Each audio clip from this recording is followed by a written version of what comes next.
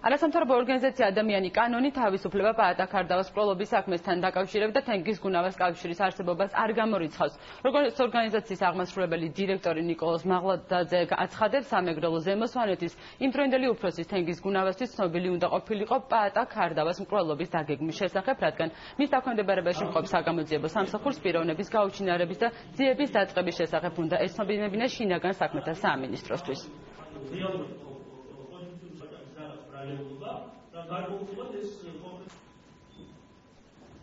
თენგიზ გუნავა უშუალოდ არ იღებდა მონაწილეობას ეგრეთ წოდებულ სპეცოპერაციაში, მაგრამ გამორიცხულია მას არ ქონოდა ინფორმაცია მომხდართან დაკავშირებით.